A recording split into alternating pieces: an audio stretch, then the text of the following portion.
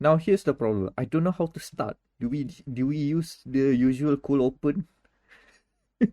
You can do your cold open, like just hey apa khabar and whatever you guys how you do your intro lah, and then bring up the Xbox, it's out and everything. We got some people actually played it or whatnot, or maybe they bought it, and then start the roundtable from there lah, and then you just go piece by piece like how you discussed it.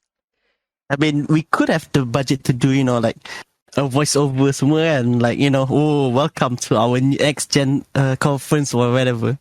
Tapi since we are already minuscule as it is, nah, tak boleh lah, malas lah. Nah, that we already started then. Yeah, Done. pretty much. Nice. The beat and Cue the music. Yeah.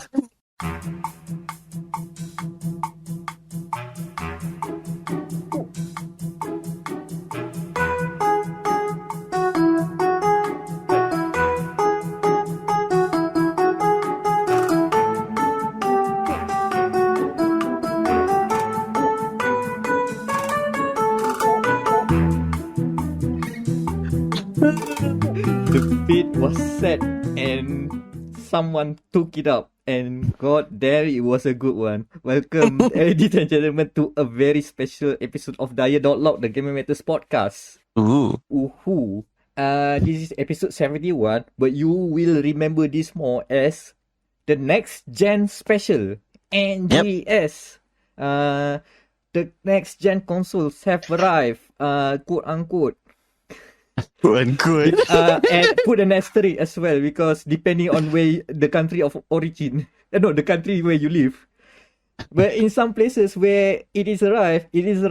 And to celebrate the launch of the Xbox series of consoles, which is the Xbox Series X and Xbox Series S, we bring a few buddies from several media outlets in Malaysia to come about and talk about it.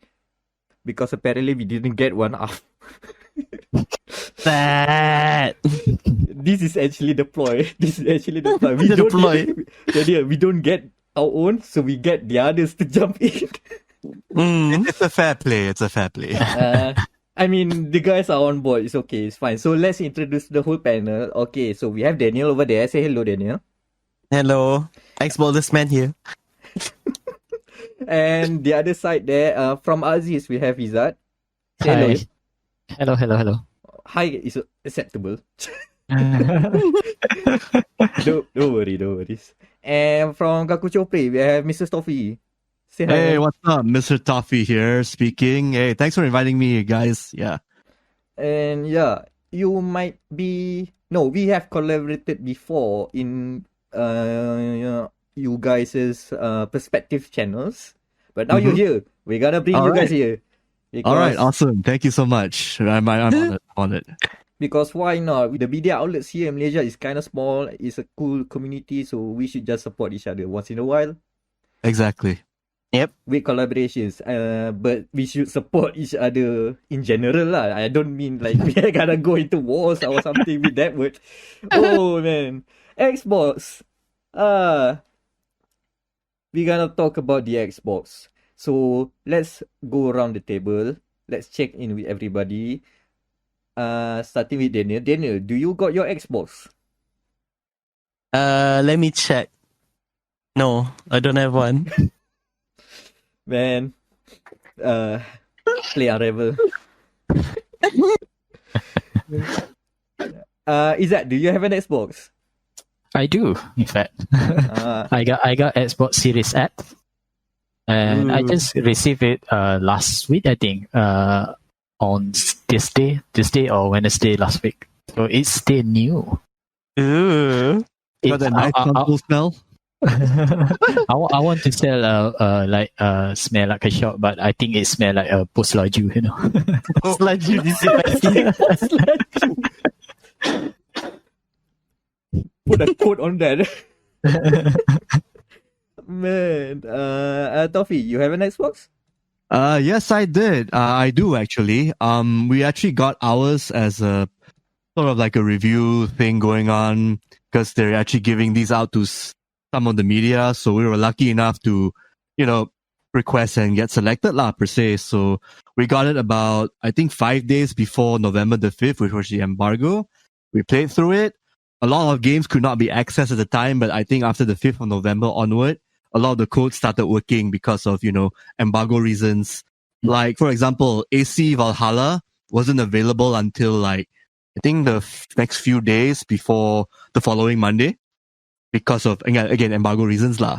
And then I guess Watch Dogs Legion was available in Xbox One mode, and then the X and S mode were out subsequently lah after the embargo for the review lifted. And of course, Yakuza 7 was the next one, but because I did not have time to play that, I only started playing it about, I think 5 days after the Xbox official, 3 days after the Xbox officially launched. Nice. Okay. But generally, the games I used to test it out are all the old stuff lah, like Ori and the Will of the Wisp, Gears of War 5, Gears Tactics, Forza, what's the other one? Forza Horizon 4. Okay. And there was another Xbox game I forgot. It'll come back to me later. Yeah. Alright. Okay. So at least one of us have full knowledge to talk about this. True that. Have enough time and experience to talk about it during this this small time window. And by the way, I don't think I'm gonna get an Xbox anytime soon, but I have an Xbox controller, the new Xbox controller. So Nice. that's half of a Xbox, I guess. And 1/3 of the Xbox experience. I mean, I wanted to get like a controller for PC. I mean, the PS4 using DS4 for Windows and Steam's own Steam also supported the PS4 controller by default. I mean, it works. It's fine. But sometimes if I want to go to like a Microsoft game, like from Game Pass, I have to like DS4 for Windows needs to like, you need to like press some things a few more times to get it working correctly. So it's kind of bothersome. So I paid 230 ringgit for it, for the new controller. So I guess I'm good for like 5 years until the new one comes. I give it 3. The version 2 comes out in 3 years. Tengoklah. I'll have something to say about the controller, but let's first talk about the Xbox itself. Do you guys like the bazooka, the fridge, the monolith of a console? Izzat, you want to go first? Or I first. Okay. I think I like it. First, of course, when we see video or something compared to PS5, like, Xbox Series S look too normal to be a next gen, right? But once I receive it, I think it's fit better in a way that wherever I put it look better.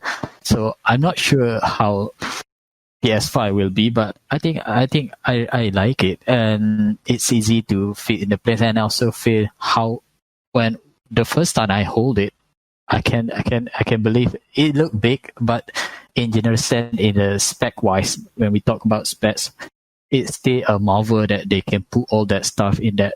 I would say a small computer. I would say Small computer based. Yeah, it's actually really small. Despite basically like a box tower that's a rectangle shape. It's compact. Yeah, you think about it. The claims of being a fridge is kind of over the top now that we have considered the actual size of the thing. You know, when I put Xbox Series X beside my PC, which is less power, I see how small it is. It surprised me. I just asked my PC, "You are so big. Why you can be that power?" Like a father saying to his son, why can't I be like him? You could lose a little weight, son.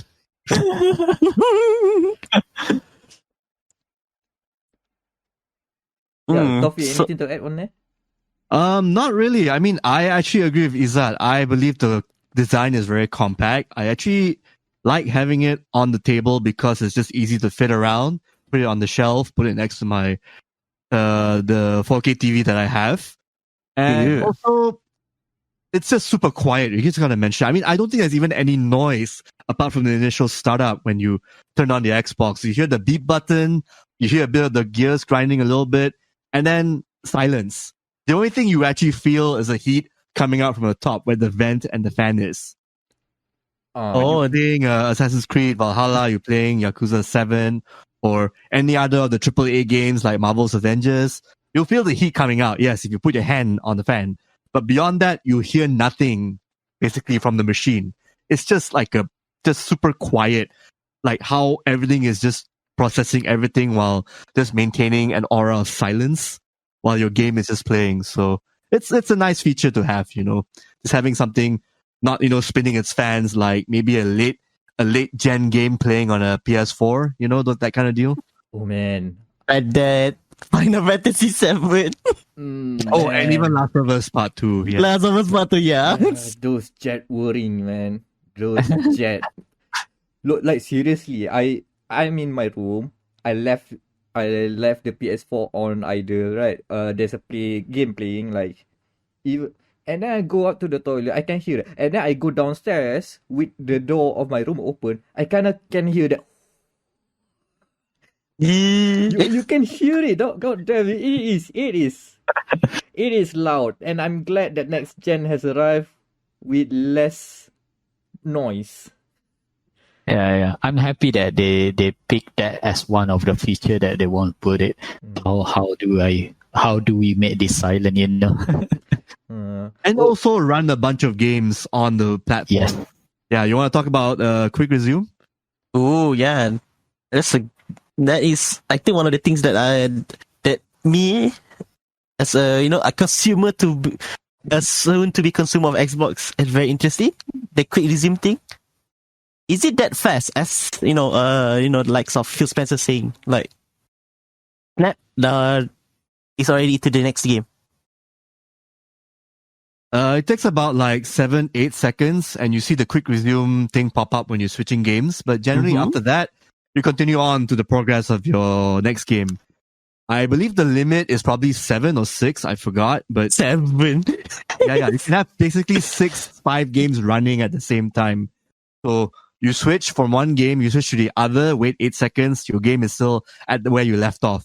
And you want to switch again to the next game, still the same progress as where you left off, except, 8-second wait. So when you're switching games, it's like 8 seconds or so. And it's just pretty smooth from there. Oh, Mac. You know what I just thought of?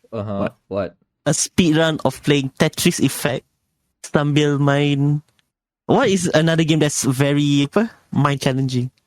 Puyo. Puyo Tetris. Puyo. Puyo Tetris. So you play Tetris 2 times.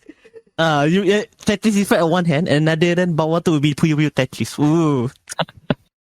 That interesting way to use it. Man, multiple speed runs using quick resume. Yes. Sell that to AGDQ. Sell that idea for free. I think they're gonna mop it up. That's they can play games up until the original Xbox, so you can see your Blinks run playthrough, and then maybe Voodoo Vince or some other old game back in the original Xbox. So that'll be interesting. Man, shout out to Blinks, man. I think a quick resume for me is very good because I like buy digital game, right? Now quick resume, it give me reason. That's why you need a digital game, because yes, you can quick resume, but you can change this all the time, right? Oh yeah. So quick resume justify for me to go full digital on the spot. My God, the quick resume is a full digital agenda then. Yeah, pretty much. Like you haven't you think you don't need that feature, just wait until you're like playing a game like Dirt 5, and then you want to switch. I don't want to change this. I just want to go into the next game. And then apparently you switch to AC Valhalla. You just continue straight on after it's 8-second wait. And then onwards to maybe Gears Tactics when you're halfway playing it. Like you're switching between 3 or 4 games is it's like a magical thing, honestly. Going back and forth whenever you want. It's crazy. Here we are, and it works. And it's a bit hard to look back, let's just say that. Okay, but hold on. On a technical note, does quick resume still works if you need to change discs, like for disc-based games? Ooh, I've actually never tried the disc, because when I actually was installing when I put in my Xbox 360 games, it just installs it, because I think it took data from the digital version on whatever server is on. Like for example, Shadows of the Damned, when I put the disc in, I think it just took the version from the EA Play Store and then it downloaded that version. So it kind of registered my copy of the game. So I get to play it on my Series X with no issue without the disc even. That's another thing about Xbox is that when you buy when you put in the back compat thing is that you put the disc in, you get the digital version, right? And you don't need the disc to be in the drive after that, right? That's correct. Okay, so that's something different. Yeah, it's actually very welcome. I'm still gonna keep my disc. It's just that it's convenience so that it can use the quick resume feature if you want to use it. One thing I'm not sure about quick resume. This is a problem that I have with FIFA on current gen. When I switch to a different game, or when I put in console to sleep, when I return back to FIFA, it will be disconnected. So I'm not sure if this quick resume will keep the game online. Anyone, Tofi, maybe you know? Actually, it did disconnect me when I was playing Valhalla. But Okay. it went back online again when they did the Uplay Connect. So not an issue. But for multiplayer, I have to confess I didn't actually play any multiplayer games. I've only played like single player games with a little bit of online, like Valhalla or even Watchdog Legion. Those seem to work just fine. Even Gears 5. Okay, Gears 5, I have a bit of a problem. Like when I was actually playing it before the November 5th embargo, the quick resume on that does not work. I think it might be fixed now. But for some reason, when I switched back from Ori, I went to, I think I was playing Dirt 5 and then back to Gears 5. Gears 5 restarted from where I left off from the the Act 3 campaign. Yeah, so I think there might be some bugs with some of the games, but it's really on a case-by-case basis. I can tell you AC Valhalla does work. I can tell you Yakuza 7 works with quick resume. And a couple of other indie games on the Xbox Game Pass, like Full Throttle, Ikenfell, this other new game called Carto that came out on the PC a couple of weeks ago on the Xbox Live. Yeah, that works just fine when I was switching back and forth. So again, case-by-case basis. And because we know next gen, there are going to be some bugs no matter what. So we are basically beta testers lah. Yeah, I think most game we play right now not really built for Xbox Series X yet. Xbox Series X is just backward compatible, so maybe it doesn't, using the full feature of the console. True that. Oh, do you get to see in the games library? Do you get to see okay, these games Xbox optimized for Series X?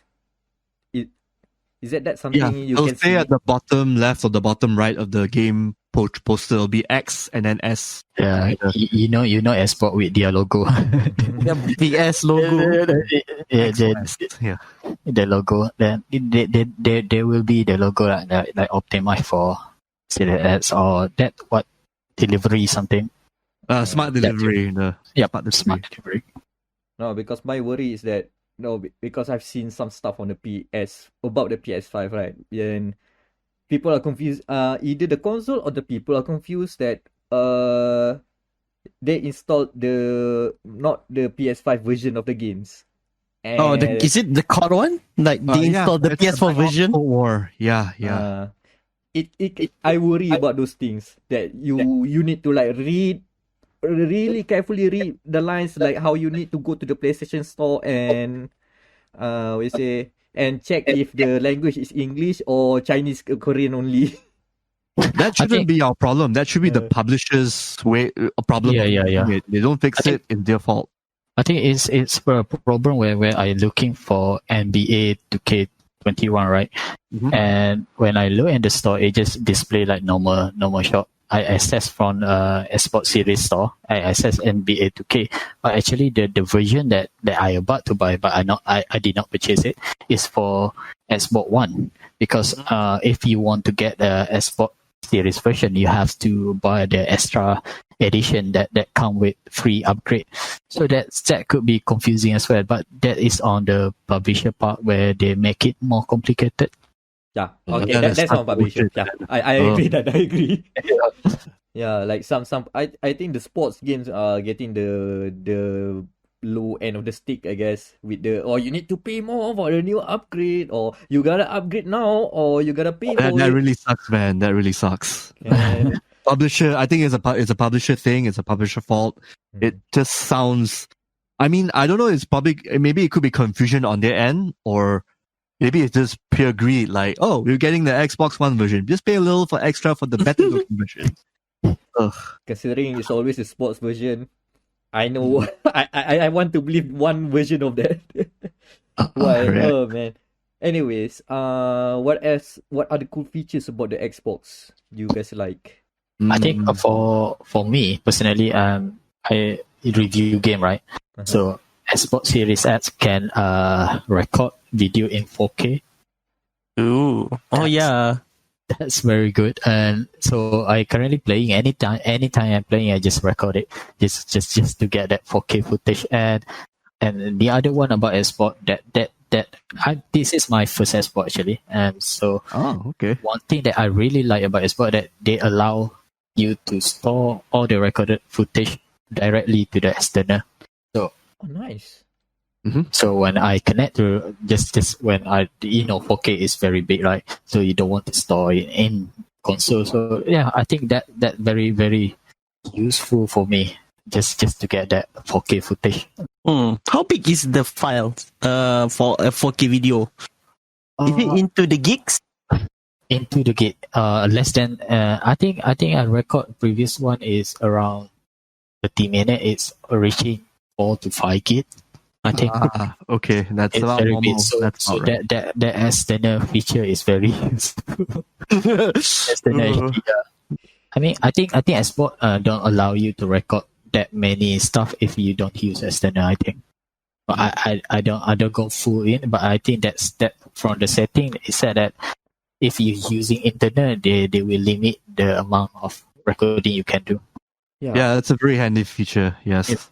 On the topic of storage, do you find what is included in the Xbox Series X enough in terms of storage wise? And how's the external stuff going on? Do you guys even have the Seagate thing?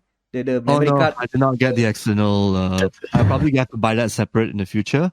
But so far, when I've been installing games, I think I only have Watch Dogs, Legion, Assassin's Creed, Yakuza 7, Dirt 5, Gears. I think Gears 5 I deleted already. I exchanged it with Marvel's Avengers. I just want to try it out later when they have that Kate Bishop thing going on.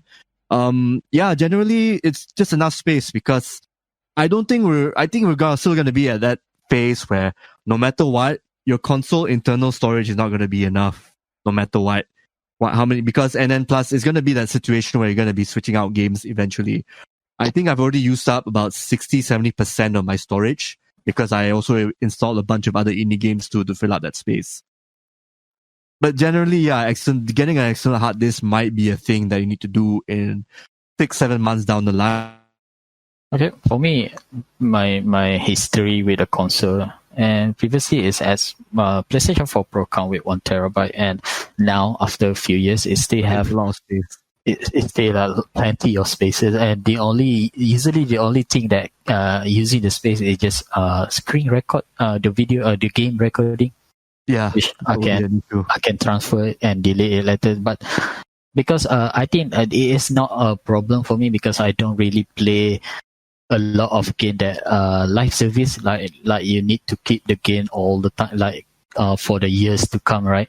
So usually I just play single player that once I finish I delete and install a new game. So one terabyte is still a plenty for me. But I think if someone have problem with storage, I think Xbox got feature that make it easy for you to manage your storage. Like you can transfer game file to the external and put it back later when you want to play it, so that you don't have to download from the internet over and over again. I think that's cool feature that would help those that have problem with the storage. But for me, 1 terabyte is a plenty. Okay, 1 terabyte is plenty. But Daniel, remember the Series S? How much is the Series S? Before the stuff like the OS, I think it was like 512, and then according to reports, after is like 315. Yes, it's 315 gig. According, Ken was the one who reviewed. My colleague from Kakuchopurei, he has the Xbox Series S. He reported there's about 315 gig left. Oh, Ala. Is that a challenge? I see. Yes, Are we going to play Tetris in our memory storage? I think we have. Tetris isn't that big, so it's fine. Most puzzle games shouldn't be like what 7-8 gigs. Yeah, I More think than 8 gigs. I think just download Tetris Effect for PC. I think it's like 7. So That's a really good Tetris, by the way. The Tetris Effect, the connected one. Oh, I haven't tried the connected one yet. Oh, it's good shit. It's good stuff. Alright. Cool. How about the controllers? Because I have one with me here right now. I think like it's like I haven't actually really spent time with the Xbox One controller, but I guess the new Series X controller, or I guess what they call it, like what the new Xbox controller? Oh, god damn things. The Xbox controller. Yeah, they just call it the Xbox controller. God damn it! You have to look at the D-pad to know which one it is. I have to make sure that I got the right one. Oh, is it the D-pad one? Okay, that's the D-pad I wanted. Okay, cool. Order one.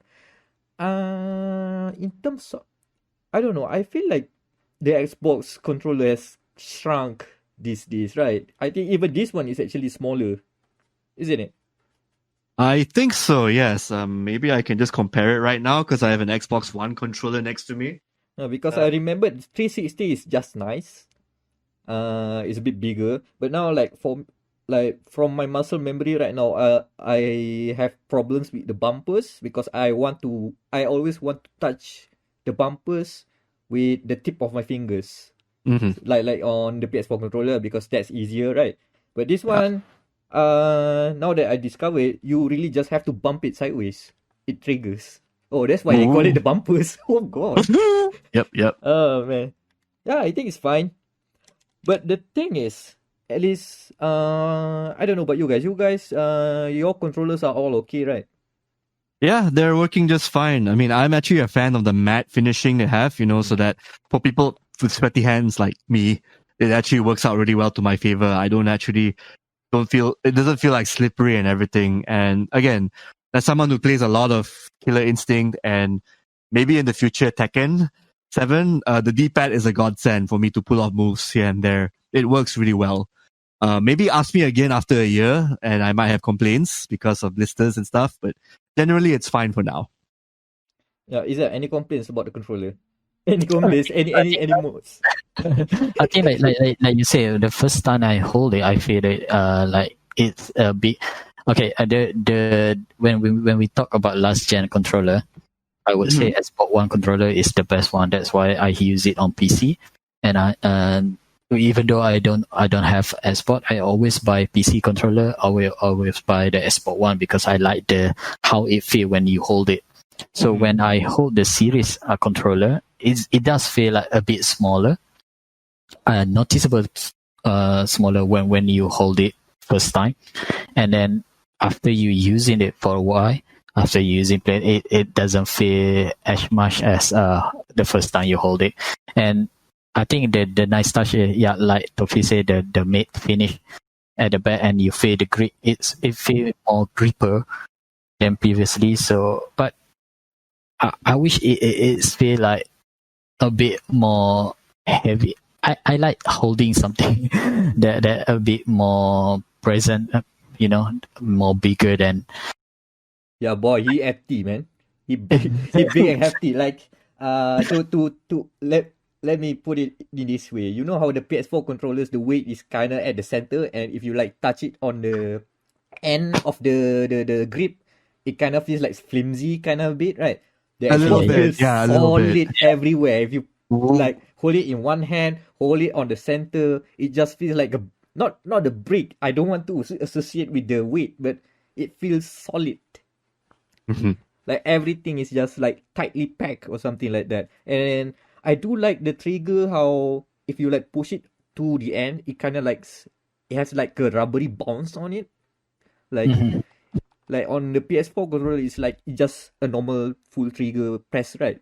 But this one, it has like very nice bump to it. I don't know. It's kind Oh, of the those bump small at the end, things. you mean? Yeah, it does work. At least it doesn't feel like your hands are slipping away from the bumper, and the matte finishing at the top also helps too. Cool.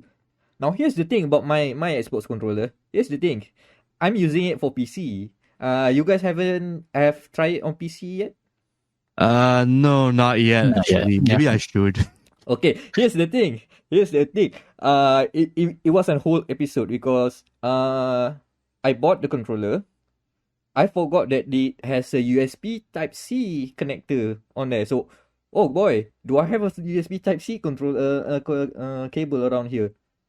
Oh boy, that one moment of finding out where my father's USB C cable lying around later, I plug it Okay. in, and apparently if you plug it in, it kind of buzz. I mean, it vibrates a bit. I thought it was like, oh man, is it broken or something? No, it's just the Xbox controller saying, I'm connected, which is weird because it kind of vibrates. Yeah, it does that. It does it violently. I was spooked, man. This is a new purchase, man. I'm worried.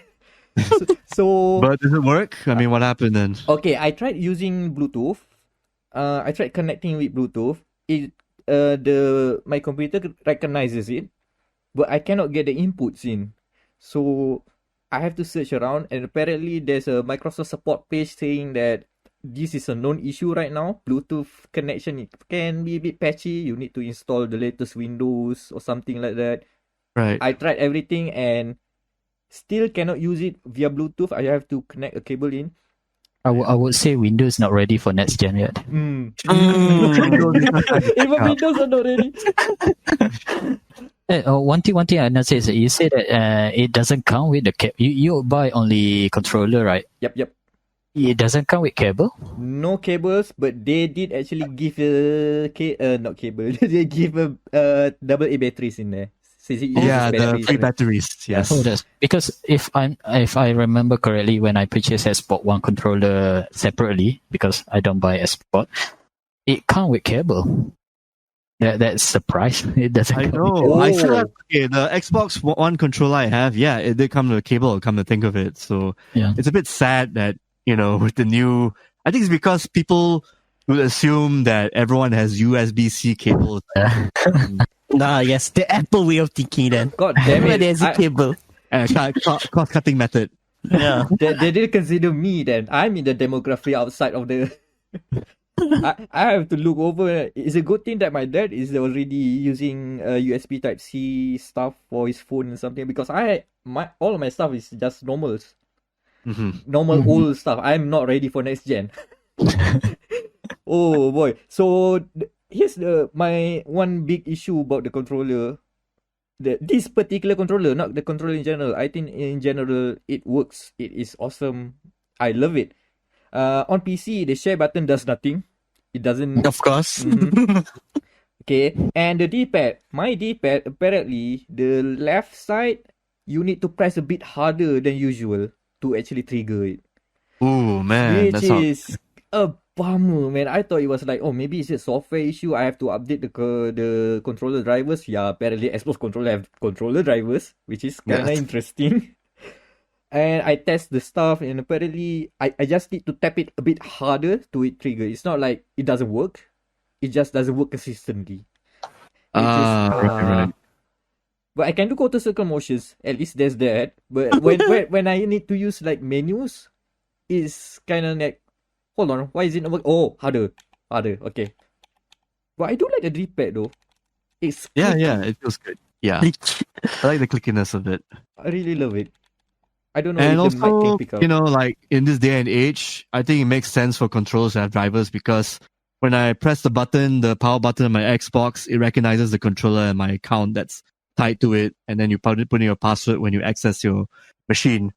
So I think that's why drivers are like, per controller would be like a really nifty way of signing in without actually selecting your account manually. Oh my god. Oh, Yeah. I didn't realize that's a thing. Yeah, that's why. I would assume that will work on your Xbox Microsoft Store on your computer, but apparently maybe that feature doesn't work yet. But I know on the Series X it does work. At least it recognizes my account, I guess. Okay. But I don't know, if I plug it in on the Series X, if it'll recognize the account that I've signed in on this, Yes, now, yes, it now would. that would be amazing. Yeah, I it would. need to You see just have it. to do the setup and you're fine already. Every time you turn on your controller, it detects your account, and then you put in your you put in like your keypad number, and then you're in already. And even controller holding your data now. Yeah, pretty much. Oh man. I mean, like the Dreamcast did back in the 90s. So It did with the might as VMU, well. if I recall. Yeah. Yeah, shout out to the Dreamcast. We Which had was this the time. original Xbox when you think about it, because Peter Moore, before he went to Xbox, he was with Sega for the Dreamcast. Yeah, see, it all lines up, man. It all It lines does. up. Yeah. And most of the Sega games from Dreamcast, they made it on the first Xbox. Yeah. A lot of them, like Jet Set Radio, Future, Panzer Dragoon Orta, Gun Valkyrie, and a couple of others I forgot. But those main games from Sega, they made their way to where they're supposed to be on Dreamcast, but Dreamcast died, so it went on Xbox. It's a good thing you didn't mention that one game, Toffee, because when there's one other guy, shout out to Wam, who will not stand if someone says Shenmue in this room. He will go into a 10-minute diatribe if we left it TV. I was going to mention that, but oh well. Let's just leave it there. Yeah. Leave it. Oh, by the way, let's talk about the games. Since we already in this part of the special, I guess. What games do you have played on the Xbox Series X? Izzat, you want to go first? Okay, I goes first because I think Toffee will be longer. Longer. But me and Daniel are here to be the rifters. We're gonna chime in here and there. You guys take the floor, I guess. I got the console on the last Wednesday, which is very new, and then I stay playing. This week I stay playing some game that I need to review. So I literally open Xbox Series during unboxing video, and that's it. And I have time to play it a bit during the weekend, last few days. And first game I try is Jedi Fallen Order, because the reason why I tried Jedi Fallen Order, because I bought it on PC, but I spent so much time setting the graphic stuff on PC, but it doesn't run well. So I just okay, let's try it on the Series X. Let's show me what you got. Like, so I played it. It's worked really, really well, and I think I just start playing, and it looked good already, and it ran very smooth. And I didn't notice. I stay in the first world, the first place, and I did not notice any frame rate drop at all. So I think that's that one thing that I noticed immediately, because I remember I stopped playing Jedi Fallen Order because it's so bad. It's run not good on PC, and I've stopped playing it. And now with Series X, I think I probably can finally finish it.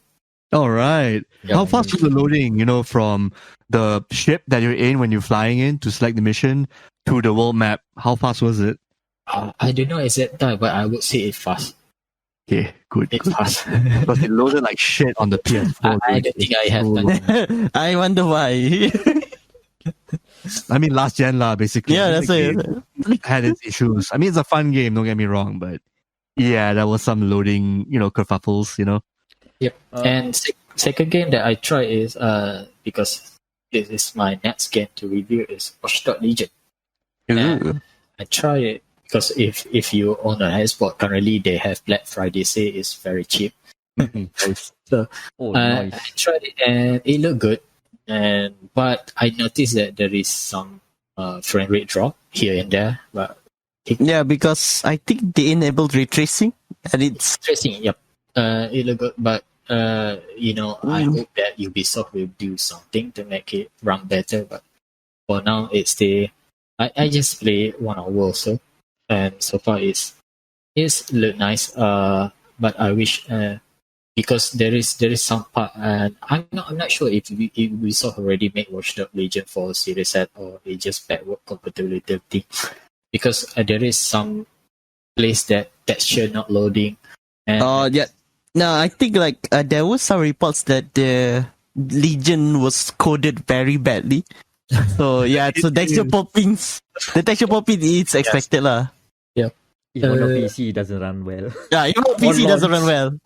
Okay, I've heard some stories about that because I think you guys hear about the story about the game being on ransomware. Like the code was actually being, the source code was kind of shared after Ubisoft did not pay for the ransomware. Okay. Apparently the code is done in a way that it's meant for a lot of juniors to like add in their own code if else to the point where it's basically it'll become like you guys mentioned a huge mess, like a Rosetta Stone of confusion basically. Like the best people who actually create like in-house games like Santa Monica's God of War, they will actually make their code tidy for the entire team of programmers to make sure that they can jump in.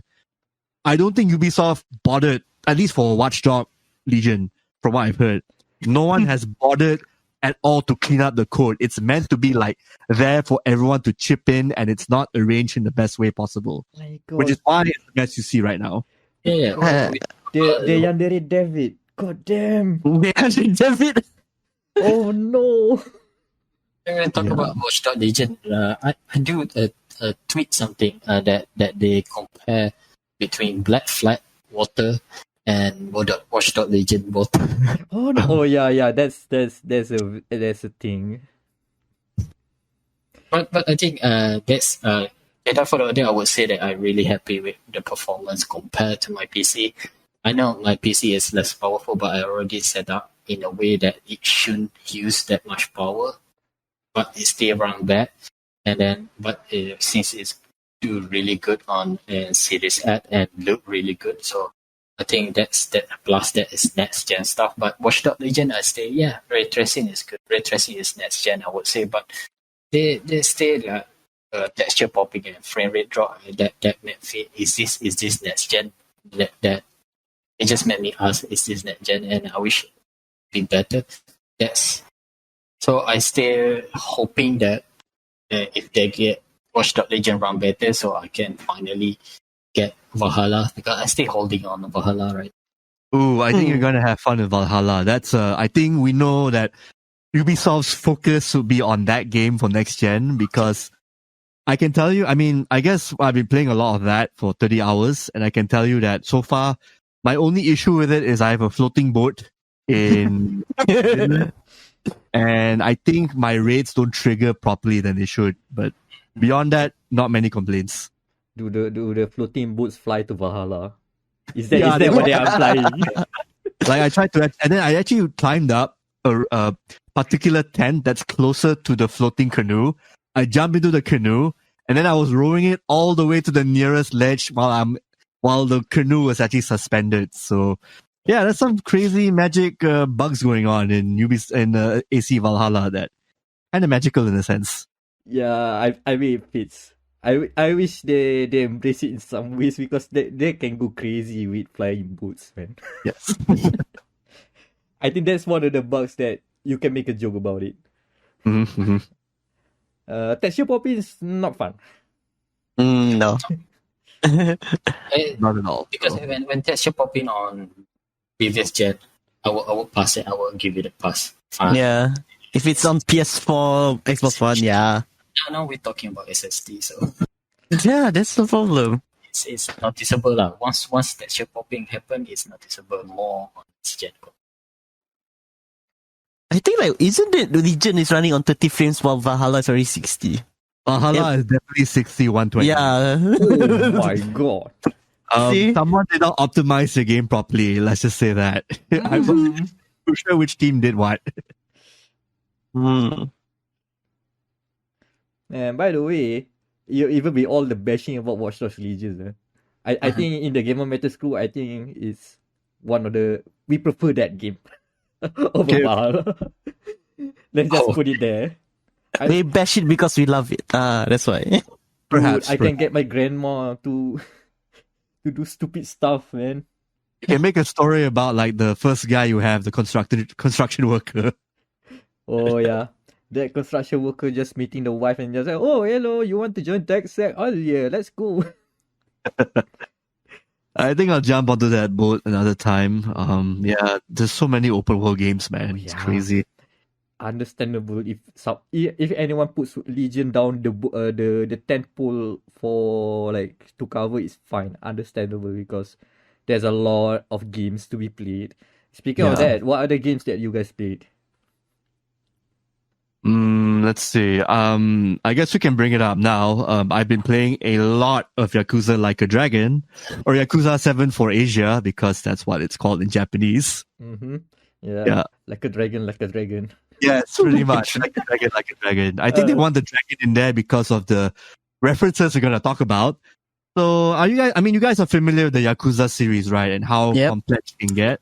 It's the recurring on Game of Matters. It's the recurring series to actually nominate every year on the Game of the Year awards for the best game we didn't play.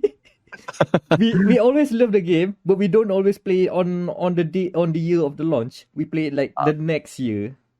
Until this game, I broke the curse because I think I need to break the curse because this game is kind of cool, man. It is. I guess we have to start with a summary. So basically, you play a ex-Yakuza named Ichiban Kasuga, a complete opposite of the character we used to play, Kiryu Kazuma, who has been in jail for 18 years, got out of it. He kind of got thrown away by his previous boss and his previous group. And then now he's living his own. He found like a bunch of people to hang out with, like a homeless person and a ex-detective. And basically it's like people in their midlife crisis trying to solve crime law. That's as much as I can say without spoiling the story. Mm-hmm. Gameplay-wise, it's Persona for boomers. Sorry, you're old. It's basically Dragon Quest in a contemporary time. In fact, the main character, Ichiban, mentions the point that, yes, every time I fight in a battle, I always like to take turns hitting each other because I want to take my time and feel the pain. Like, this is all stuff happening in his head, and now we're experiencing it as we fight bad guys in the game itself. So, it's surreal, to say the least. I play Kiwami and Kiwami 2. Yep. And one of the complaints that I have, I love that game, but one of the complaints is the combat system. So now that they changed to this, you think it is better compared to previous? It's different. I wouldn't say better or worse. It's just different because when you fight enemies, you take turns. Like whoever is the fastest in terms of agility will act on their turn. And then you go on, and then everyone takes turns hitting each other, casting their spells, doing their tag team moves and whatnot.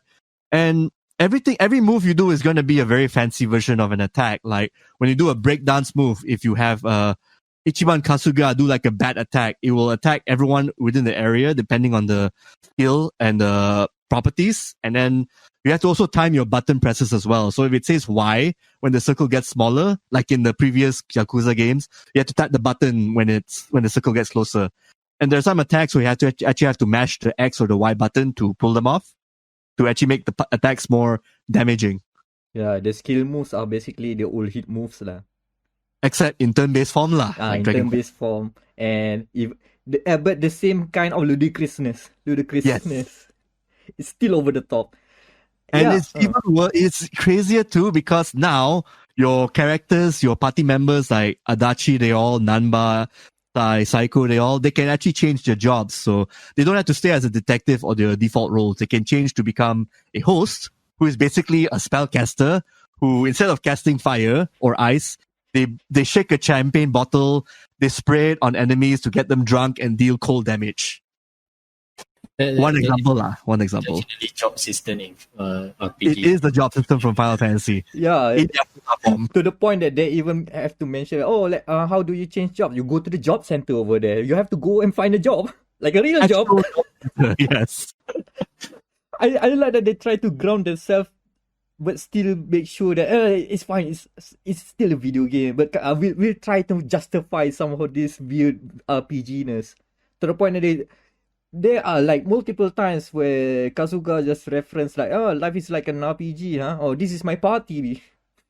And then he literally pulls a bat out like from the Arthurian tale, Excalibur, with the light shining for good measure. And then when the enemies or the gangsters nearby bugged him, he imagined the enemies as like, they look like archetypes from fantasy games. Like you've got like trolls, dudes with the swords. You got like a berserker guy called Beerzerker. He's a drunk. He basically is a drunk salaryman, except he's big, fat, got the shield as a garbage can and all that, and a sword as a beer bottle. And then when that battle is over, Kasuga was like, "Whoa, did you see that?" And then his two other party members, Nanba and Adachi, were like, "No, I did not see that, you weirdo." And then he just said, "Oh, I could have sworn they transformed into something when we were going to fight them." And then the other two were like, "Yeah, we're just going to leave you to it. As long as you're beating up people, I don't care, you crazy nut." It's a way to justify that your enemies of very weird degenerates can appear during mid game, but will not appear like in the open world normally. You have to go into the battle and then you get to see. We're all seeing this from Ichiban's crazed mind. Like, I think I love him because again, this is like another side. He's a complete opposite of Kiryu Kazuma. Like I said, he's reckless. He is foolhardy, but he has a good heart. And then also to see all these things happening, he's like the best himbo ever that we've come across, basically. Yeah, like he maintains some of the core things about like from Kiryu, right? The heart man with the heart of gold, but still he's a bit different. Like instead of like Kiryu always go, no, I'm going alone. This is my thing. Now Kazuga is like, come on, I have my friends, I have my nakamas here. Let's do this. And he's always prone to doing the best thing no matter what. Like, I'm gonna come and hit you, that sort of like brash behavior. Like the complete opposite, because Kiryu started out from a place of legend because he was the hidden Seiryu dragon, whereas Kasuga came out from jail, so he had to start his way all the way from the bottom of society. Yeah, so I kind of like that parallels and the fact that this makes Ichiban a better character in comparison lah. And something more relatable and something easier for non-fans to jump on board with. Okay, that's one thing that I want to ask actually. I like I said, I play Kiwami and Kiwami 2 and I haven't played anything else, so I can jump into Light a Dragon without worrying that it will spoil the story of Yakuza previously. All right. It is self-contained. Whatever new people and even veterans, you'll find something to love in the story. New people, they're not going to get confused by all the Yakuza lore, and the veterans will appreciate the cameos. Okay. And I do like the way they dole out the story beats.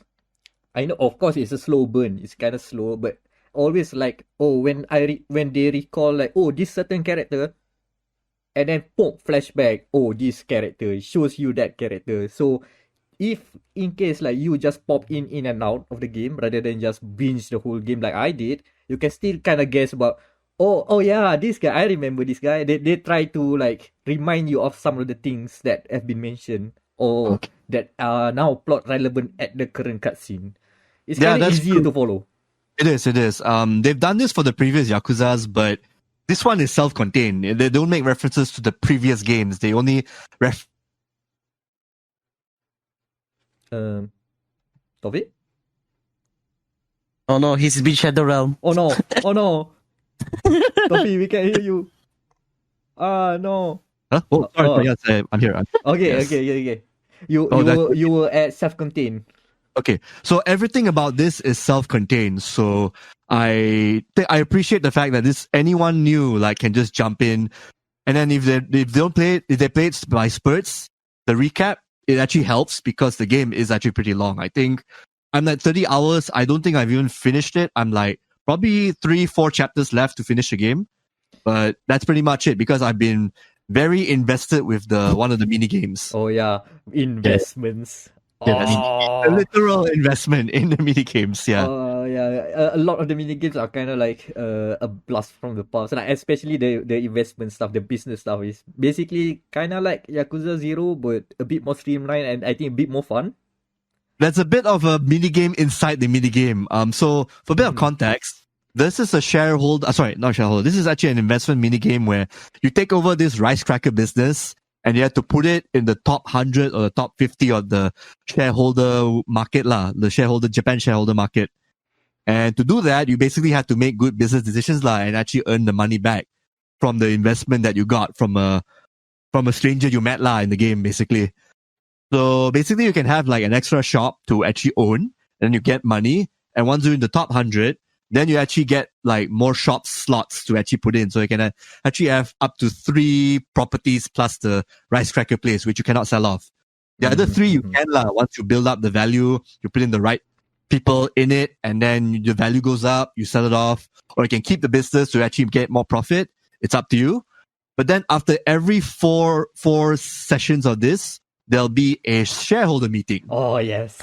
The shareholder meeting is when you basically play like a real-time RPG battle thing going on. Is it an RPG as well? Another RPG in an investment game. And yeah, it even has the triangular element stuff. Like green beats blue or something. Blue beats red, red beats green, something like that. It also has that. Oh my god. You can do combos as well. Yeah, different elements. Yep. The shareholders can be different elements. And then you basically have to pick any of the 4 people you bring in your meeting to basically counter their arguments. So obviously the opposing element will be better against that shareholder and so forth. Yeah, and if that doesn't help, you can always cue your ultimate attack. Apologizing. Level 1 apology. We're sorry. Level 2 apology. We're very sorry. Yeah, shareholder apology is the one you jump up the third level one. Ultimate attack. Jump off from the conference table down and grovel. Ultimate apology. Yes. And that basically puts all your characters to reset their cooldown, fill up the bar that you have, and then deals mega damage to the shareholders. So that's a really good move to save, in other words. Mm-hmm. And all in all, the shareholder, the basically the investment game is actually kind of fun. And you get some nice rewards out of it, like an extra party member and extra cash, which is very needed in the Yakuza game. Yep. Oh man, cash comes in very strict. You got if you're gonna like go into like get all the best weapons or something like that, right? Your best bet is the investment game. Gambling doesn't get you far. I've learned the hard way. No wonder you can't gamble. I think mahjong on the slots. I use blackjack because that's the only gambling thing I know. I'm competent at. But yeah, there's also mahjong. What else? Other card games. I can't remember. There's a roulette, I think. I think so. Yeah. I tried mahjong, wasn't really my thing. So. Oh, and also you mentioned the other side quest, part-time hero. You can get a lot of cash from doing the odd jobs here and there. Yeah, the Uber for heroes. Yes, Uber for heroes. That's correct. I just went and straight away did the Kappa quest because I did a bit of research that actually gets you 2 million yen if you take pictures of all the 10 Kappa statues all around the city. Oh, nice. I neglect on that. I did other things. You can do that now, actually, if you're not far in the story. It's very useful. I think by around chapter 7, you can access all the statues.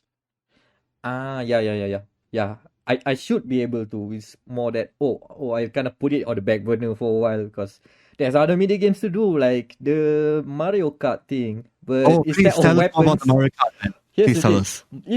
It's called Dragon Kart. It's kind of like Mario Kart. You race on the city streets, on the same map that you have been traversing around. But instead of there's power-ups there, but instead of just normal fun power-ups, you get like real machine guns. There's like machine guns bolted on the cart, on the go-kart. You want to get a rocket launcher? Kasuga just pulls up an RPG out of nowhere and just blasts them.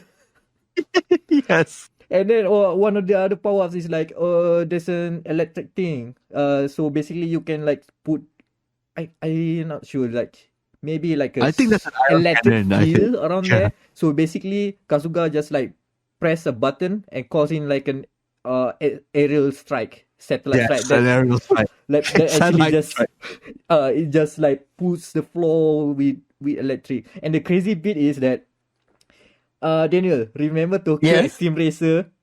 They have rivals. Remember Need for Speed Most Wanted? They kind of have like a blacklist. So basically you have to fight like various characters that are your own characters. They have like their own story. You are gonna banter with them, but they are also gonna fight you on the card. One of them is a sumo wrestler. The other is an old lady paired with a bunny girl. An old lady, yes. I remember that part. Yeah. It's got a whole story in the minigame, which is actually like Yakuza stable, basically. Like every minigame, no matter how far you invest in or complete the story and whatnot, there's always something heartwarming or something very insightful you can get out of it. Yeah, every sub story I keep on like saving screenshots because out of context you can put it as an advice. Yes. A lot of good advice. Like on the Mario Kart thing, I think one of the good advice is that or you can have all your data, but if you don't respond, like if you don't know how to read it correctly, it's nothing. Yeah. Something like that, which is kind of yeah. I've seen F1. Yeah. You can predict the weather. You can say the weather is kind of like it's gonna be like 70% coming, but most of the time it won't. Yeah, I've seen F1 doing that. Yes. Yeah, Yakuza, man. Yakuza Like a Dragon. It's pretty good. It's a very huge recommendation. I think, let's see what else we can talk about. I guess my favorite job among all the jobs I got up to like past chapter 7 onwards, I think I always will put Ichiban as a breaker because he has this really good area of effect attack that really lets me wipe mobs pretty quick. Oh yeah. I mean, if I was fighting bosses, I'll probably use Adachi and his enforcer skill because he also got a bit of a, I think he's got a bit of a attack, status debuff from his paralysis shield attack. So it works really well. I mean, I try to basically give the big bodied guy a job that basically makes sense, like enforcer. And then I will give Nanba the host job as soon as I unlock his, as soon as I already unlock his like bond and friendship. Nanba, I like him as a musician because yes, because he doesn't sing that well. And love. Oh, you heard the Bakamitai. But then he sings Bakamitai very, very beautifully. God damn it. Yeah. The English version, yeah. Both, like the Japanese and the English dub as well. I do, Toffee, do you play on dub or subs? I played on dub. And I actually enjoyed it. I mean, it's actually well done. They probably hired a really good studio, the same studio that they use for 13 Sentinels from Atlas. Really good voice work. Mm-hmm. They did their homework from some of the small quests to the main stuff to even like all the karaoke songs they have in the Scandal. I forgot what the bar was called, Savior or Survivor bar. Survive. Mm-hmm. They're all in English. Yeah, from all the different voice actors were singing their own parts. And I think some of them were purposely picked to sing badly because when I hear Ichiban's song, it sounds pretty bad because he goes off high and low and all that. But I think it's purposely done because he never was a good singer to begin with. So yeah, I kind of get that. I mean, I kind of prefer subs. And when I went to subs, it's hard to get back into the dub because I like Adachi sounding a bit more gruff or something like that. But I think it's fine. The dub is fine. If you prefer not reading subtitles, good on you. You have a choice now. Yeah, you have a choice. I mean, last time we did not because localization takes quite a while, and as well as a lot of money to get the VOs. I remember the only Yakuza that was in English was the very first Yakuza on the PS2. Oh, yeah. Mm-hmm. The one where Mark Hamill voiced Goro Majima. Majima. Yes. Mark Hamill's Majima is wild, man. Especially now we know what happened to Majima. And in this case, I'm glad that they actually picked this first Yakuza to localize, and it worked out pretty well for me, lah. I mean, a lot of people who still fight that English dubs are not good or low quality, they should actually play this game in English dub too, and as well as 13 Sentinels to see the quality that Sega and Atlas can do. Since Atlas and Sega are basically son and father now. Yeah. Mm-hmm. Oh, a bit of trivia actually. 13 Sentinels, there's a character called Hijiyama, who is a bit of a meathead lah, basically. He's the English dub for that guy in 13 Sentinels is actually the same voice actor as Ichiban Kasuga, who himself is a bit of a male bimbo lah in that sense. Perfect. Perfect. Yeah, perfect. In other words. And okay, what else about Yakuza? Or we're gonna talk about any other games after this? Actually, I mean, I got another. Oh, I just remember another one. You guys played Persona 5. Have you played it in English dub by any chance? Yeah. weirdly, I prefer dub on Persona 5. Yeah, that's why. So Sounds weird. Okay. So Makoto and Sai, the sisters, Makoto actually voiced Saiko's sister in Yakuza 7. And the voice of Saiko in Yakuza is actually the voice of Sai Nijima in Persona 4. Persona 5. Yeah, the side match. Yes. Size time match. So basically the sisterly order thing, the happy-go-lucky sister and the serious sister now are voicing characters who are in the Yakuza universe. Like one is the ditzy one who had to save her dad from the elderly home, and then Saiko also is kind of serious in a sense, right? So Yeah. I guess they did their homework with the dubbing lah, let's just say that, in terms of keeping things parallel and keeping things niche, but kind of fun lah, some Easter eggs lah. Yeah. And I do like on the localization, right? I do like how they just there's one sub story where it might got lost in translation and then just go to hell with it. Let's just say, haha, break the fourth wall. Yes. One thing that I can add about Yakuza, right? Uh-huh. The reason why I bought Yakuza, this is the first game that I actually bought for export. But I'm not actually bought for export because it's got this play anywhere. Because you can buy it on export and you also can install it on PC. Yep. So that's why it is the first game that I buy, because I installed it on PC first before my export arrived. But I haven't time to try it either in the PC or in export. So I thought maybe You made the smart choice, basically. In other words. But It's called smart delivery. it's play anywhere, I think. Yes. Yeah. And you can carry same game progression on PC and on export. I think I hope more game will we include that. I think so far Ori and the Will of the Wisp does that as well. Yep. And Gears Tactics, your save will transfer to the first party probably gonna support it. Yeah. yes. So hopefully third parties lah, will follow that same Especially line. Ubisoft game. As long as it does not lead to corruption saves, I'm all in with cross saves. But that's the problem. Why are these cross save games keep getting corrupted and cannot be saved? Ubisoft. Exactly. Ugh. I think Ubisoft, this is like the first time handling it after saying, Microsoft can do it, so can I. Yeah. Yeah, That's the no. reason why they know how to do it. Yeah, let's just launch this new cross-save initiative with one of the biggest titles yet. What could Had to go do it on- wrong? Everything go wrong. Yes. That was my experience with Legion, struggling with is it saved or not? How come it's stuck in this in the main menu? God damn. Yo, But that I really think sucks, man. Legion, I think, is already fixed on PC. I'm not sure about Valhalla, which is, I think, the current recurring game, the problem game. For PlayStation, I think there's some issues with the corrupt saves. I know for Xbox Series X, no issue. I mean, I got a corrupted save at one point, and then it was okay when I restarted my entire Xbox and the game itself. It was fine after that. So, yeah, I don't know. I really don't know what's going on in Ubisoft. So hopefully they can get their stuff sorted, especially for the PlayStation version. Mm-hmm. Yeah. So, any other things you guys want to add out before, or do we want to wrap it up? Let's see other games. I mean, we talked a little bit about Assassin's Creed Valhalla. So, I mean, the only thing I can add without spoilers is if you like Assassin's Creed game like Odyssey, but you want that mystique, like with Breath of the Wild, without the weapons breaking every 5 seconds, I think Valhalla would be a good choice.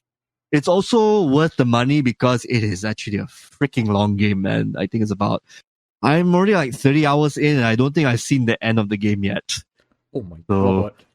Yeah, I think I have like three more continents of England I have to liberate to unite under the Viking banner before I can finish the game. I really don't know, but at least the journey itself, exploring the England countryside and even the Norse countryside at the start of the game, it's really beautiful. Especially in like 4K or 1080p, doesn't matter. It looks really good. You could tell that this is the kind of game that was actually meant for PS5 and Xbox Series X and a high-end PC, because I think my reviewer Alif was complaining about the frame rate and some of the issues here and there, like, as well as the corrupted save stuff and everything. But generally, from my end, it looks really, really good. Everything about it, the water. I mean, maybe not the water, maybe just the fire and some of the effects here and there. They're basically what you expect from like the same feeling you had when you're playing Assassin's Creed 4 Black Flag on the PS4 as a launch title. That same feeling lah. That's a good way to put it. And then the loading itself, I think, is about 6-7 seconds. There was probably 1 or 2 instances where it loaded for 12 seconds and suddenly the loading screen became like a 30-second show. But again, I think it's because I've been running the game on for so long and on standby, everything for the past 7 days. So I think that's why. Yeah, I think Valhalla is definitely a game to play, game soon to play, but I think I holding on for Cyberpunk first. I don't want to start. I don't want to start Valhalla and then have to stop because Cyberpunk coming. So I rather wait Cyberpunk first. Hope it will no longer be delayed again. Oh man, I don't think they have any luxury to do it. I mean, it's already leaked, so they better release by December. Or there are already previews of it out, so it really should be out. Because if they have to delay it again, they have to answer to the shareholders and the people who are giving them I think money. After playing Yakuza, shareholder meetings are not to be trifled with. It's a combat, man. It's a war zone there. It's a war zone, man. It's a war zone. I'm thinking of another game. I think I'm kind of tapped out. I mean, I can talk about. Yeah, I think that's about it. Those are the only couple of games I've been playing so far on the Xbox Series X. And alright, the other titles are mostly for like an hour or so, and it's only because I just need to test out the quick resume. But pretty much those 2 games, Yakuza 7 and Assassin's Creed Valhalla, they basically occupy my Xbox Series X's time. And it's a really good testament to the machine to showcase what it's good for, as well as the Xbox Game Pass. Yeah, I guess on that note, we have to answer this one question as something that we can take home. What do you call it? Like a lesson learned? Like a takeaway, right? Yeah, takeaway. That's the word I'm looking for. Take home. There you go.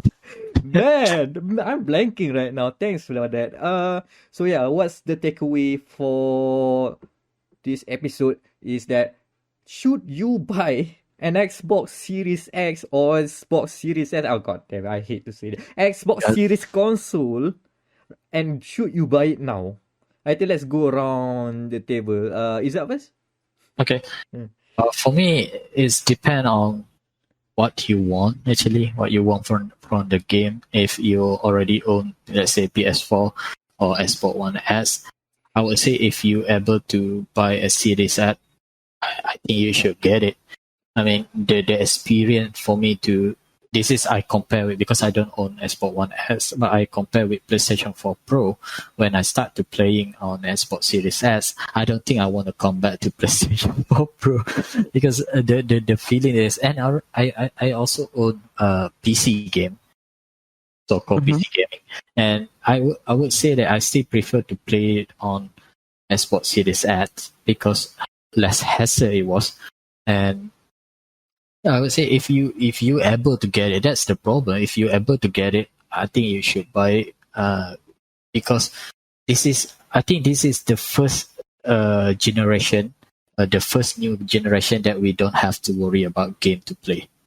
Because we have for Xbox. The main reason why I want to buy the Xbox because I have Xbox Game Pass for PC since it launched this year. And I own it, and then suddenly they raise the price to $9, right? And then suddenly I say, oh, $9 is not far different than Xbox Game Pass Ultimate, which is $40. So I just immediately get Xbox Game Pass Ultimate, and I don't have Xbox. So, and now with Xbox Game Pass, I already just the moment I log into my Xbox Series S, coming from someone that never owned Xbox before, I already own all the game, not own in not in the sense in the sense of owning is not like Netflix own movies lah. But the thing is, you already get plenty of game you can try. So before this, when I thought why I don't buy PS4 on the launch date because there is no game to play, right? But now that is not the problem. So the I think the only problem now is whether you get the stock or not. Yeah, that is the problem. Yes. Because Yeah, Izzat, you took the words out of my mouth. Yeah, you have a lot of games. Like you said, you got a lot of games right there on the console ready to play. It's just a matter of finding one finding a store who is not in Malaysia who is nice. Mhm. because Yeah. the sport that I bought on Singapore. If you know Kisan, Yeah. yeah, digital store. I bought it for that. That is Yes. that is just, Yes, Kisan. yeah. Correct. I opened the Kisan on the day that Xbox supposed to pre-order. So I opened Kisan and they opened the pre-order, so I immediately get it. So lucky for me, I get the first batch with the Nice. first batch because I think Kisan now selling the third batch which arrived in late December. Yeah, I'm waiting for that. Actually. But in general sense, if the money is not your problem, I think you should get it because the experience you get from if you coming from console gamer, let's put aside PC gamer because that's maybe different. But from the console gamer perspective, yeah, it will give you different experience playing game because the moment you click home on your controller. And until the moment that you in the game, it's very quick. It's just very quick. It's just you open, it's already load, and you click again, it's already playing. I think that's what next gen is all about. It's just about how fast you can get into the game, and yeah, I think if money is not a problem and stock is not a problem, Xbox Series S definitely worth buying.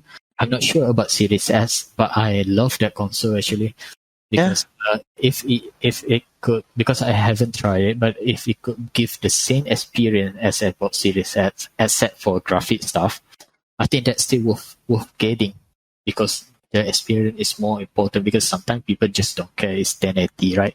And not everyone own a 4K monitor. It at least supports 140 hertz, if I recall. Yeah. It works. Yeah, So I it's think fine.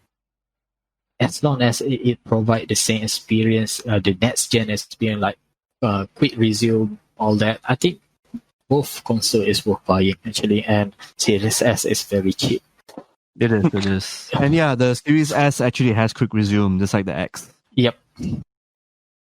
Can I just add, like, taking points from Izzat, like, as he said that if a console gamer, if you want to go for Xbox, it is. I think like it's already reported that the games are going to be costing $70. Atau in our original equivalent, that will be like 300 ringgit by next year. That So, is like, true. Yeah, that is going to feel a lot. Sakit lah. So like, for me personally, it's a long time coming actually.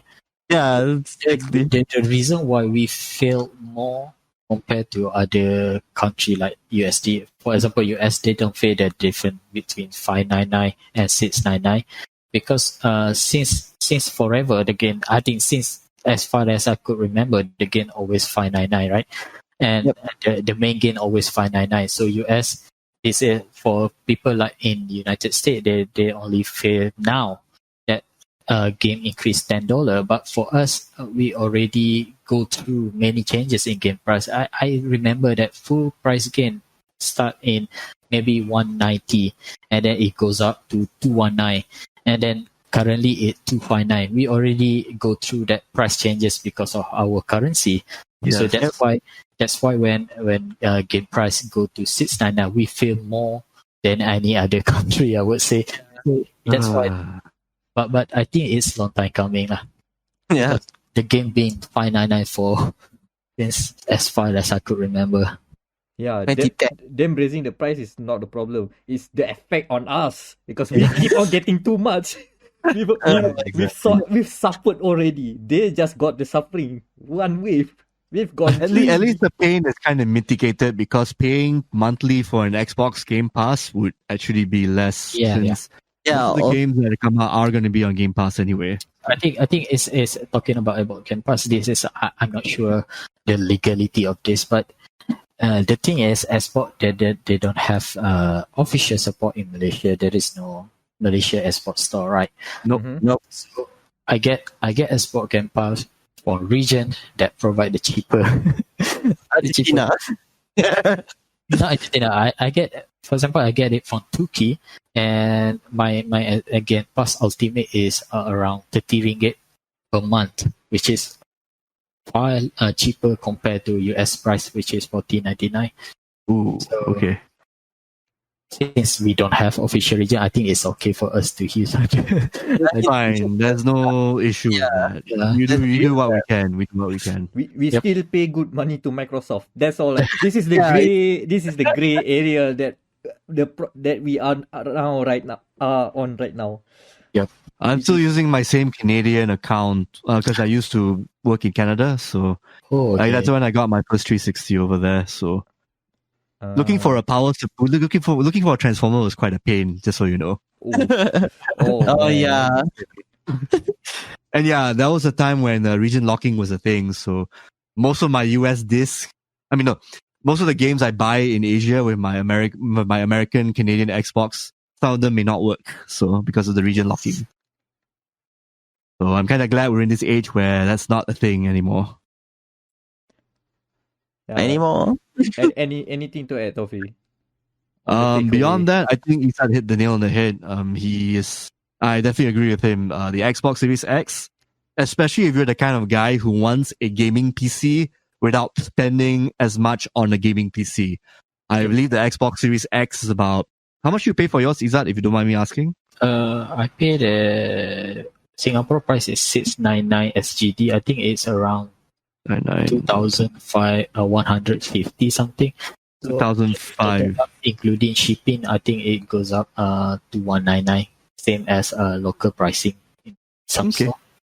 Mhm. Which is definitely cheaper than buying a gaming rig lah, in that sense. Yeah. A Yep. good gaming laptop starts at 6,000 ringgit. That's yeah. laptop lah. I think desktop is like around 4,000 ringgit, not counting accessories. But still, it's a That's- bargain if you look at that.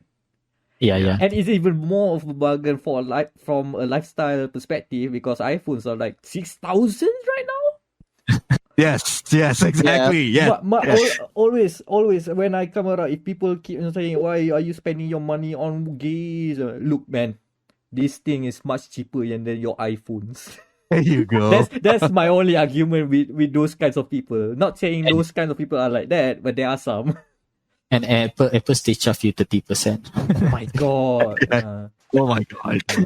On my end, that's the worry thing is that even though the Xbox Series X and Xbox itself is currently kind of a good product to buy, the problem is it's hard to buy right now. Not just stock wise, it's also region availability.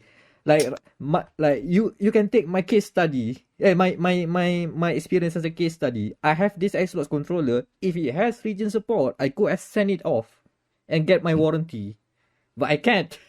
Because this is, even the seller just say no warranty. We don't know. We just got the stock, and there you go. Yeah, great marketing basically. It's quite a pain. Yeah. And I have to deal with it. I know the consequences of it, but for those who don't, this is kind of a pain. So you have to be wary of that. That's it, please. Microsoft. I think that's a man. good warning, basically. Like, you can buy the Xbox Series X, but just know that you're entering gray market territory. Come on, man. We're over here. One thing I would say, don't pay more than it price each. Don't pay more. I'm sure that some people want to get fast, but I would say don't pay more than it actually.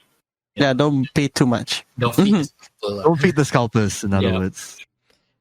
Daniel, are you still excited for your Xbox? Yes. Glad to Like- hear that. Like I said, this is the first time I get to buy a console using my own money. So like, first time experience. It's a good feeling, isn't it? Yeah. I think one thing that different this year for me is that this is the first time I bought console for my work. Usually I buy console for fun, Yeah, you can say that I'm technically also buying the Xbox for work. Yeah. Just to make this purchasing Yep. not a regret. I can still use it. No worries. There's a lot of games you can play on that. I mean, most of the Xbox stuff we talked about, I think you can play it on PC anyway, so you're Yeah. fine. Yeah, and there you go. I think that wraps up the Xbox Series talk on our first of possibly two next gen specials coming on dia.log, the Game Matters podcast. We now know that the PS5 is coming to Malaysia officially on December what again? 12th? December the 10th, The 10th.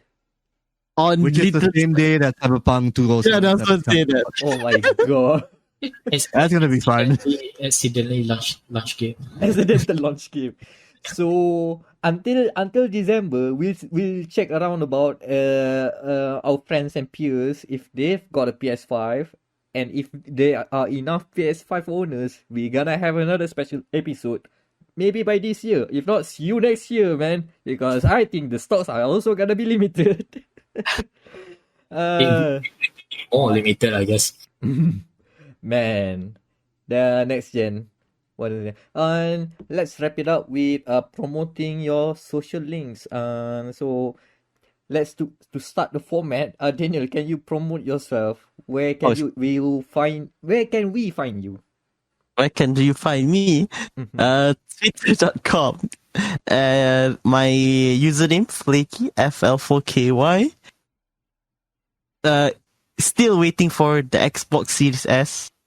Please, shipping out. Bring stock. Thank you very much. Is that where can we find you? Okay, you can visit my website on aksiz.com, AKSIZ.com, and you can find my personal Twitter at Aksiz. And that's it. I think that's all the media that I use, all the social media I use. Yeah, there was instance that we might have shared an OnlyFans account, but we have no update about that. Okay. Someone has not updated about that, and I'm glad they did it. Toffee, where can we find you? Yes, you can find my work as well as Ken and Alif's work and all our write-ups at thekkp.com. So thekkp.com or Kakuchopurei, Kakuchopurei. You can also see us on YouTube. We have a bunch of videos coming out every week, as well as on Twitter, where we talk about, post the stuff up that we do about games and maybe some movies here and there. Again, same name, Kakuchopurei on YouTube and on Twitter. And for myself, my Twitter account is Mr. Toffee. That's it. Yep, and we will share those links in the description. And I have been Amirul Mekronos Ashraf, MECKRONOS. I think most of our reviews on GamerMatters.com have been done. Something might be coming. We will see. And depending on how the schedule goes, we might see another special episode, or we're gonna have one regular normal episode before we go to our usual December annual thing, which is the Gamer Malaya and Gamer Matters Game of the Year Awards. Cool. Oh, we are building the list, and so far it looks promising. To say the least. Nice. Maybe one more game might snuck in. We don't know. We shall see. But we're not Jeff Keighley, so we shall see. It's still not finalized yet. And there you go. That's the dia.log, the Gamer Matters podcast. And until then, see you, boy. And think before you buy an Xbox.